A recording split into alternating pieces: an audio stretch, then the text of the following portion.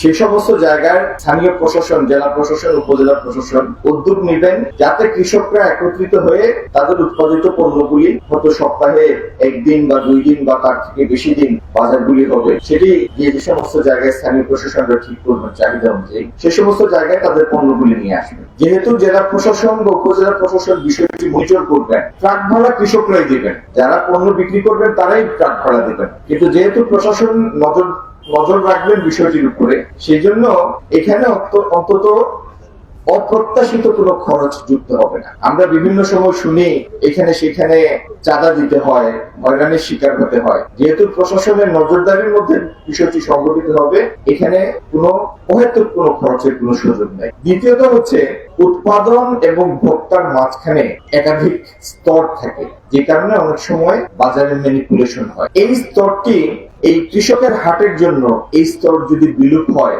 তাহলে কৃষকও ভালো দাম পাবেন, আবার ক্রেতারাও ভালো দাম পাবেন, দুইজনের জন্য একটা উইন উইন সিচুয়েশন। আর হঠাৎ করে বাজারের দাম বাড়বে না, বাজারে এটা একটা কাউন্টার ব্যালেন্স হিসাবে কাজ করবে। এটি হলো মূলত উদ্দেশ্য।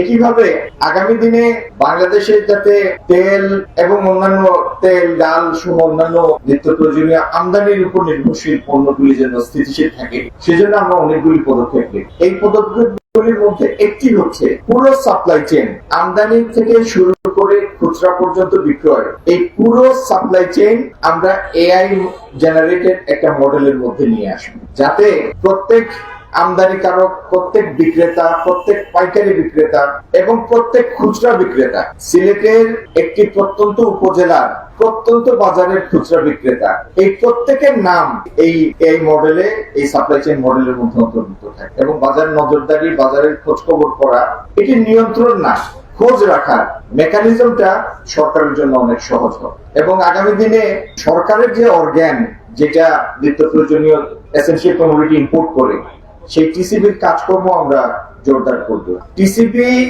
এখনো বছরে 3200-3300 কোটি টাকা সরকার ভর্তুকি দেয় টিসিবির এই কাজের জন্য, টিসিবির খরচের জন্য না। যে ভর্তুকির মূল উদ্দেশ্য হচ্ছে মানুষকে কম মূল্যে খাদ্যশস্য সরবরাহ করা। আমরা ধীরে ধীরে ভর্তুকি কমিয়ে আনবো, কিন্তু টিসিবির মার্কেট ইন্টারভেনশনের পরিমাণ বাড়াবো, বাজারে যাতে টিসিবি আরো বেশি পণ্য আমদানি করে মার্কেটের একটা অংশের উপর একটা কাউন্টার ব্যালেন্স হিসাবে কাজ করে, সেই জন্য টিসিবির কাজের পরিধি আমরা বাড়াবো। তো এইরকম বিভিন্ন পদক্ষেপ নিয়ে আমরা কাজ করছি।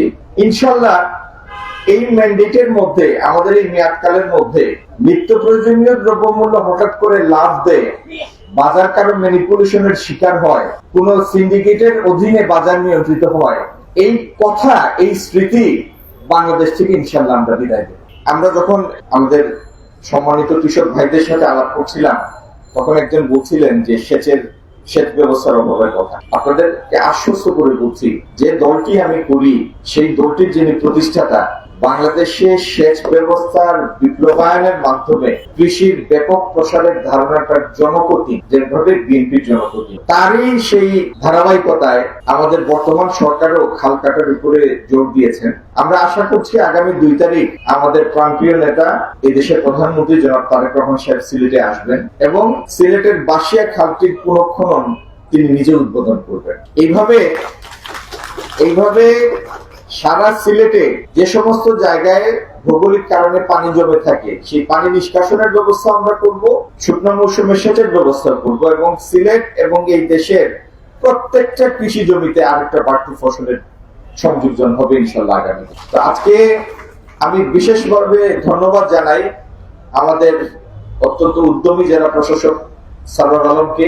তিনি পরিশ্রম করেছেন। আমাদের সিলেট সদরের উপজেলা নির্বাহী অফিসার প্রশ্ন রুবাইয়া, তিনি অনেক পরিশ্রম করেছেন এবং তাদের উদ্যোগেই আজকের এই কৃষির হাটটি আজকে আমরা বাস্তবে রূপ দেখছি। আমরা আশা করি এই পাইলট প্রকল্প হিসেবে যেটি বাংলাদেশে আমরা হাতে নিয়েছি এবং কৃষি সম্প্রসারণ অধিদপ্তরের পরিচালক জনাব শামসুজ্জামান, আপনাদের এই পাইলট প্রকল্পটি সফল হোক, যাতে সারা দেশে এটাকে আমরা রেপ্লিকেট করতে পারি।